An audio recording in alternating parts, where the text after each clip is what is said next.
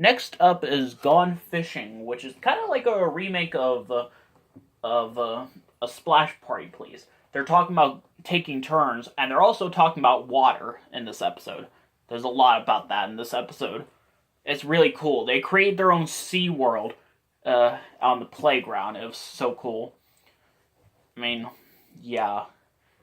I don't really know how I felt when I first saw the full episode and not just clips from it on Barney songs, but yeah. I swear the same fish puppet they use in this episode when they're telling about the fisherman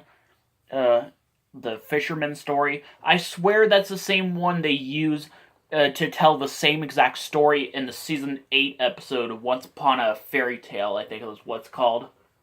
But yeah, I swear it's the same one. But I don't know. It just seems so weird.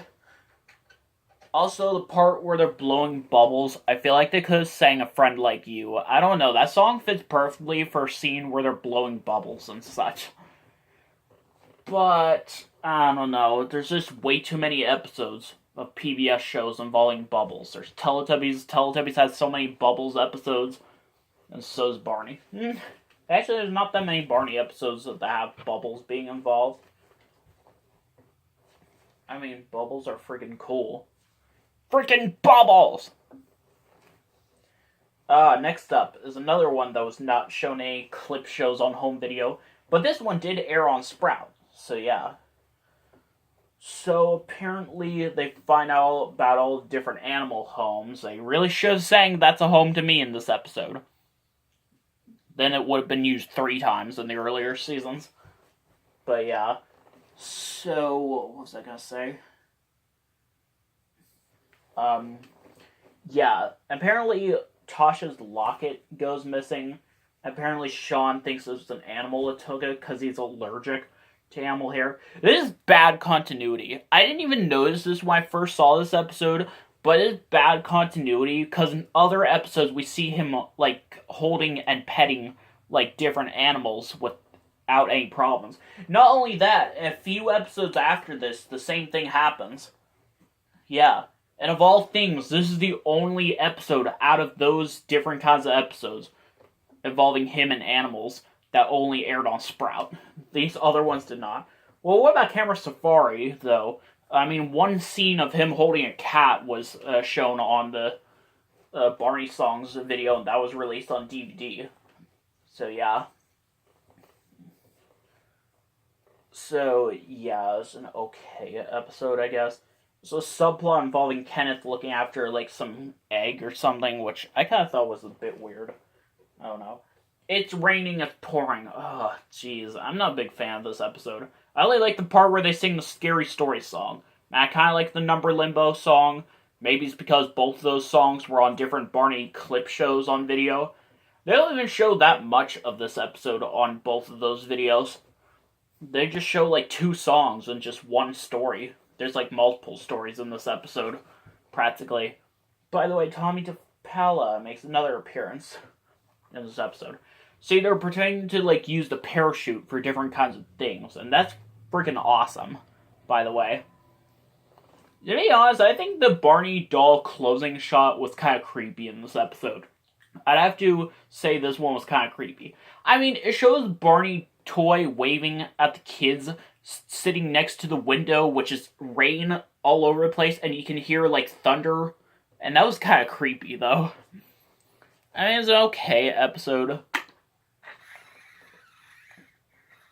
I mean, I'd have to check it out again. I haven't seen it in a while. Oh, Camera Safari. This is the one I was talking about.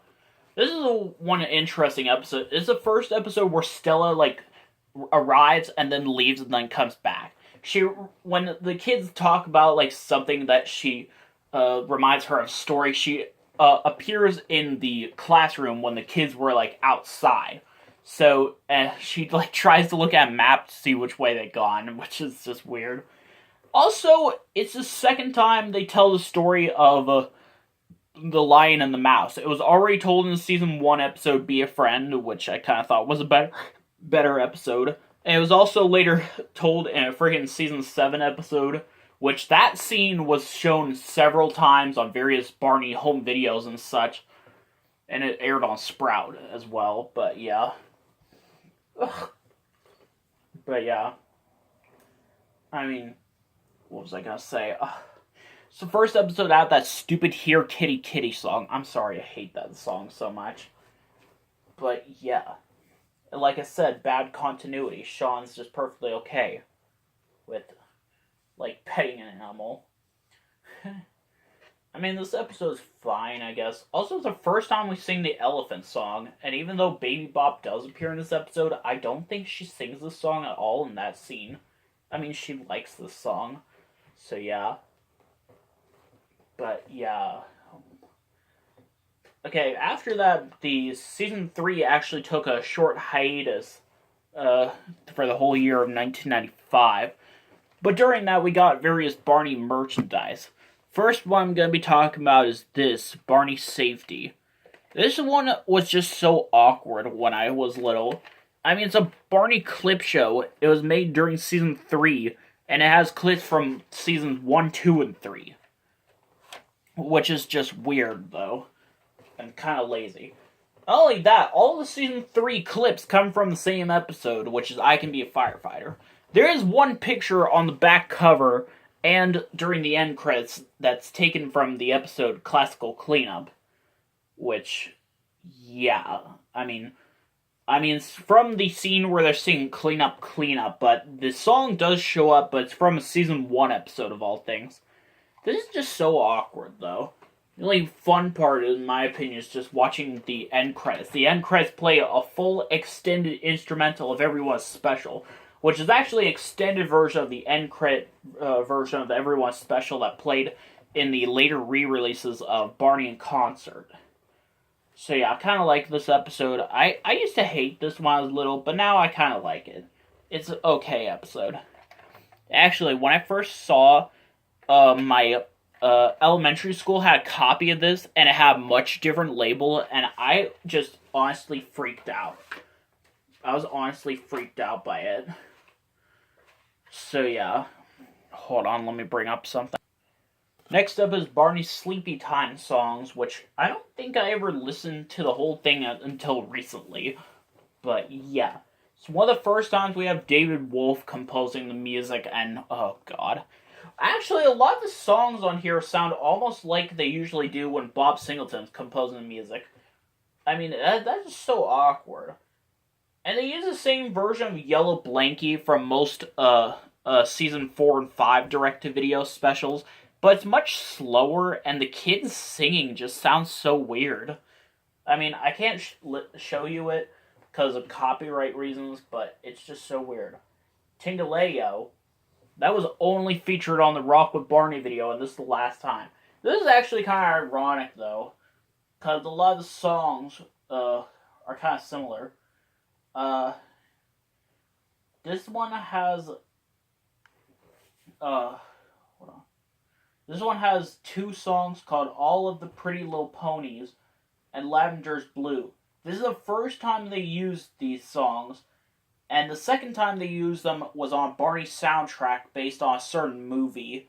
And then the third and final times were like 2 random season 5 episodes. I mean, that's so ironic.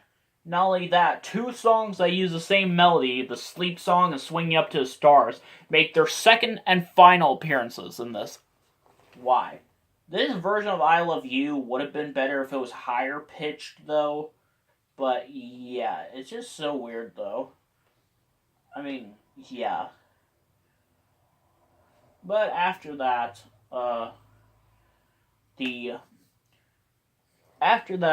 while, there was a Barney news thing that mentioned that Barney was going to air 5 new episodes. 5 new episodes on PBS to end the 3rd season. And yeah. And one of them they announced was actually released on home video before it got released, or got aired on TV. We'll talk about that. Next video we're talking about is Riding in Barney's Car. This was actually released before it aired on TV. And I guess because of that, it has longer end credits. Yeah, longer end credits were used in the earlier re-airings of Season 3, but around September or October, they just changed it and had shorter end credits. This is good. Yeah. Look at that picture with that cartoon car that looks nothing like in the actual video. Kids are wearing much different shirts than they do in the actual episode. This cover just freaked me out when I was little. When I first saw this in the Barney Songs video, in the trailer, that was just so weird. By the way, the trailer shows the newer Barney Home Video logo that was on that video, yet this video actually has the older one. I was kind of freaked out when I had the Waiting for Santa trailer and the Making New Friends trailer. Because I saw Making New Friends, different version of the trailer on the Barney Songs video, and Waiting for Santa was just too scary when I was little.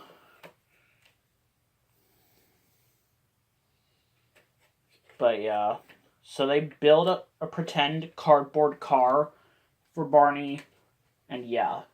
I wouldn't really say the trailers are spoilers. I mean, the main focus is about riding in Barney's car. Like, what do you expect?